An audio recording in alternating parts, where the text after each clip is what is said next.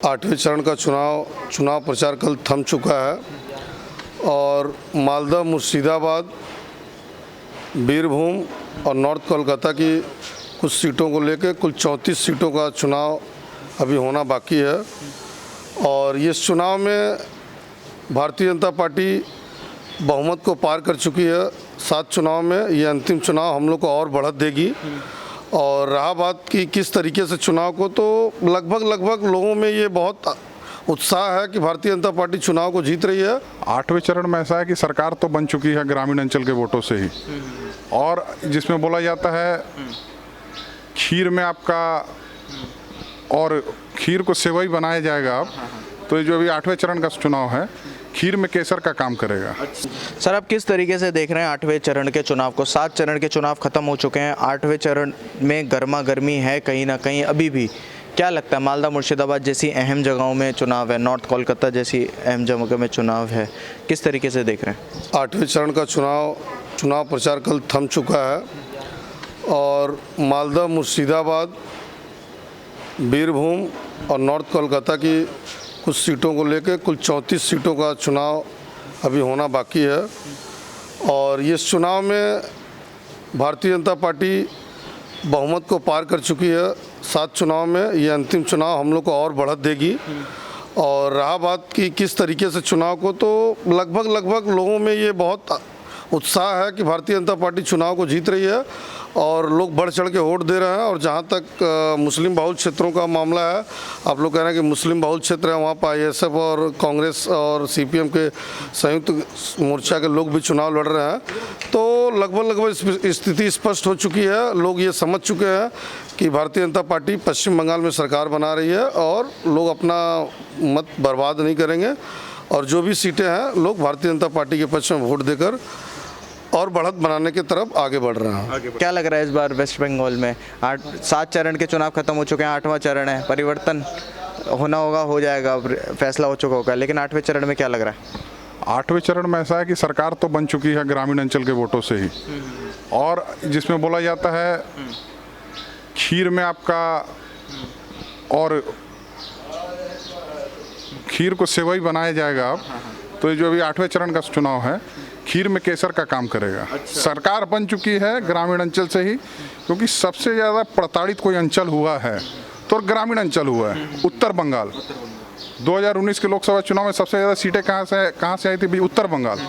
वहाँ पे 2 छात्रों पे गोली चला दी गई पुलिस द्वारा, जिसका अभी तक जांच का क्या निष्कर्ष निकला है किसी को नहीं मालूम। सिर्फ किस लिए कि उस स्कूल के छात्र डिमांड कर रहे थे साइंस या बांग्ला के टीचर का, और वहाँ पे उर्दू के छात्र में उर्दू का टीचर थोपा जा रहा था। अच्छा। उस चीज़ को लेके जो ये आपका अभी जो सीआरपीएफ का फायरिंग हुआ है शीतल कुचिम, उसके पास का एरिया दाढ़ी भीट उत्तर बंगाल का, वहाँ पे छात्रों पर गोली चला दिया गया। छात्रों ने विरोध किया, जब हमको उर्दू का टीचर का दरकार ही नहीं है, आप क्यों थोप रहे हैं? हाँ। उसके लिए छात्रों ने आंदोलन किया, तो बाकायदा फोर्स गोली चला दी, 2 छात्र मर गए। अच्छा। आप मीडिया को लोग पहले जानिए कि ये कहाँ से परिवर्तन चालू हुआ है, इसका बेस क्या था? ग्रामीण अंचल था। ग्रामीण अंचल में आज जो बंगाल था हम लोग का, सोनार बंगाल था, यहाँ पे बिहार, यूपी, झारखंड, उड़ीसा से आदमी आते थे नौकरी चाकरी के लिए। आज अवस्था ये है कि यहाँ के जो यहाँ से जा रहे हैं, ऐसा क्या हो गया? दिल्ली, बेंगलोर, केरला तक जा रहे हैं, ऐसा क्या हो गया बंगाल में? इंडस्ट्रीज बंद हो रही है और यहाँ के जो पढ़े लिखे आदमी वो बेरोजगार हैं।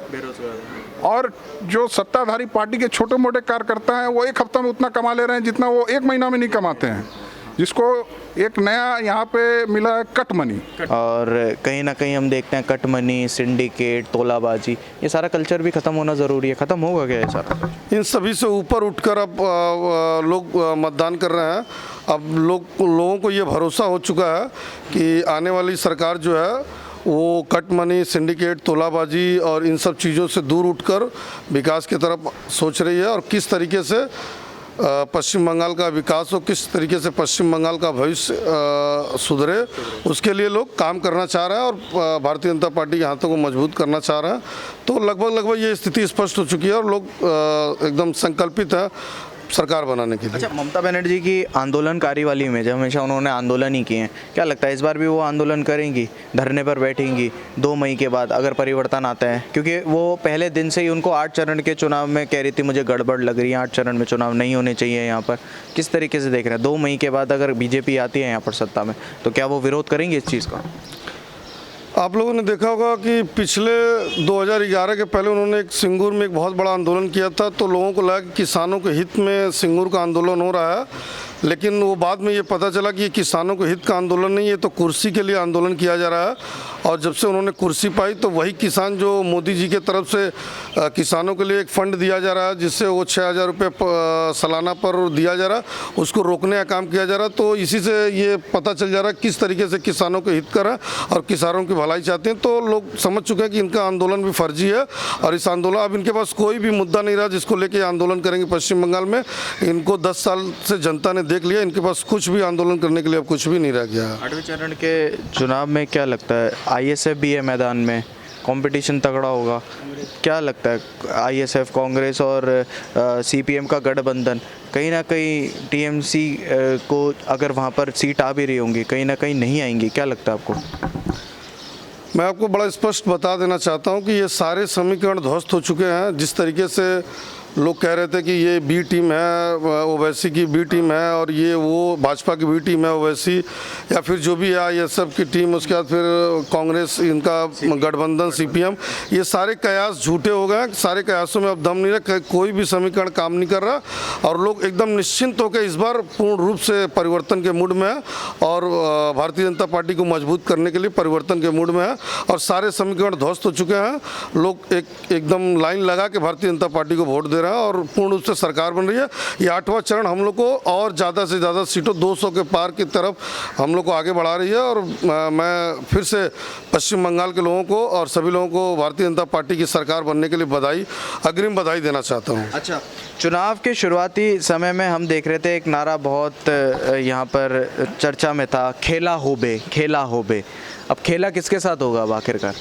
आप लोगों ने देखा होगा जिस तरीके से चुनाव के पहले दूसरे चरण में खेला होबे का नारा चल रहा था, आप लोग मीडिया के भाई हैं, तो आप लोगों ने देखा जैसे जैसे चुनाव बीतते चला गया ये खेला होबे का नारा अपने आप समाप्त होते चला गया।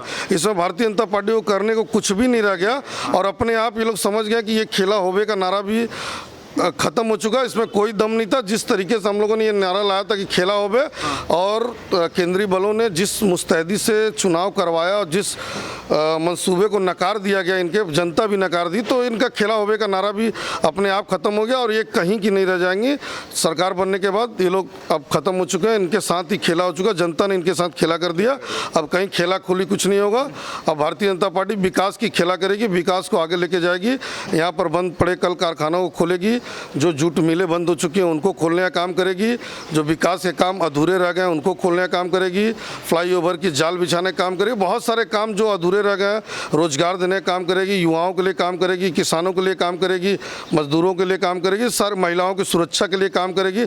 जो भी मुख्य मुद्दा पश्चिम बंगाल का रहा है विकास का, उन सब सारे मुद्दों पर पश्चिम बंगाल की जनता ने एक मोहर लगा दिया और भारतीय जनता पार्टी को एक मौका दिया। हम लोग विकास की तरफ आगे बढ़ रहे हैं और खेला शेष करके विकास के खेला को आगे बढ़ाने का हम लोग काम करेंगे। और गुंडों का क्या करेगी? गुंडों का क्या होगा यहाँ पर जो गुंडागर्दी करते थे, मार धाड़ करते थे, हिंसा फैलाते थे, क्या करेगी उनका? आपको बता देना चाहता हूँ कि जिस तरीके से मछली को पानी से बाहर निकाल दीजिए तो घंटा 2 घंटा बाद छटपटा के वो अपने आप खत्म हो जाती है, उसी तरह सरकार बनने के बाद महीना 2 महीना 3 महीना के अंदर हम लोगों ने तो नारा दिया कि 1 महीने के अंदर भ्रष्टाचार मुक्त पश्चिम बंगाल को करना है, उसके बाद गुंडा मुक्त करना है, तोलाबाजी ये सब मुक्त करना। तो 1-2 महीने सरकार बनने के बाद शपथ लेने के बाद 2 मई के बाद हम लोग शपथ लेने जा रहे हैं। उसके बाद जितने भी गुंडा मवाली बदमाश चोर डकैत सड़कों पे घूमते थे, अवैध पार्किंग अवैध वसूली जो भी कुछ हुआ करते थे, सारे लोग 1-2 महीना के अंदर अपने आप ख़त्म हो जाएंगे करने। इनके पीछे हम लोग को माथा लगाने की ज़रूरत नहीं है,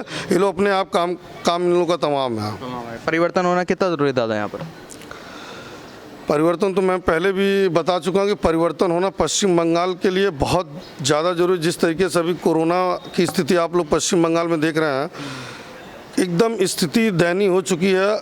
सब जगह तो लगभग उसको संभाला जा रहा है, लेकिन पश्चिम बंगाल में एकदम स्थिति भयावह हो चुकी है। यहाँ की सरकार फेल हो चुकी है और परिवर्तन पश्चिम बंगाल में एक ऑक्सीजन का काम करे। जिस तरीके से अभी कोरोना के गंभीर मरीजों को ऑक्सीजन की ज़रूरत पड़ रही है, उसी तरीके से पश्चिम बंगाल में राजनीतिक परिवर्तन होना एक ऑक्सीजन की तरह है और ये बहुत ज़रूरी है। यहाँ के माने केजी से लेके पीजी तक जिस तरीके से हम लोग को बोला, तो इसी तरह बच्चों से लेके बुजुर्गों तक यहाँ परिवर्तन होना बहुत ज़रूरी था और ये बहुत सकारात्मक परिवर्तन है पश्चिम बंगाल के लिए, पश्चिम बंगाल के भविष्य के लिए। ममता बनर्जी तो अपना कल्चर बताती है माँ माटी मानुष, लेकिन यहाँ पर हम देखते हैं कल्चर है गुंडागर्दी का, कटमनी का, सिंडिकेट का, तोलाबाजी का, बहुत सारे कल्चर हैं यहाँ पर। ये भी ख़त्म होना बहुत ज़रूरी है। देखिए आप 2011 का उदाहरण लीजिए, सीपीएम का इसी तरह से था, संतरास अत्याचार था। यहाँ की पब्लिक बोलती नहीं है उतना मुखर हो गए, लेकिन जो साइलेंट वोटर है उन्होंने जो वोट किया उसका नतीजा 2 मई को देखने को मिलेगा। और ये केसर पड़ेगा, ये अंतिम चरण में जो खीर में केसर है, केसर और बढ़िया होगा और सरकार निश्चित रूप से बीजेपी की सरकार बनेगी, ऐसा हम लोग आश्वानित हैं। दादा, परिवर्तन होना कितना ज़रूरी है यहाँ पर वेस्ट बंगाल में? बहुत ज़रूरी है, क्योंकि ये बॉर्डर एरिया है। जिस हिसाब से डेमोग्राफी चेंज करने की साजिश हो रही है, आप हर एरिया में देखेंगे मतदान लिस्ट बनती है, उसमें वृद्धि होती है, तो कितने होते हैं 5 से 10% मैक्सिमम। बॉर्डर एरिया में 25 से 30% तक वृद्धि हो गई। ये डेमोग्राफिक चेंज जो रोहिंग्या सुन रहे हैं, ये सीआरपीएफ का जो विरोध हो रहा है किस लिए हो रहा है? क्योंकि इनको फॉल्स वोटर आईडी कार्ड बना के दिया गया है रोहिंग्या को, ताकि ये मतदान करके जितवा सके। लेकिन सीआरपीएफ आने से क्या हुआ कि जो नकली वोटर हैं एक बार जाने से बूथ में डरेंगे। डर का माहौल रहेगा कि मैं जेन्युइन वोटर नहीं हूँ, शायद बूथ में जाऊँ तो मैं वापस नहीं आऊँ, जेल जाना पड़े। तो ये डर जरूरी है। और इस डर के साथ साथ जो ओरिजिनल वोटर है वो भयमुक्त होकर वोट किए हैं इस बार, इसमें कोई संदेह नहीं होना चाहिए।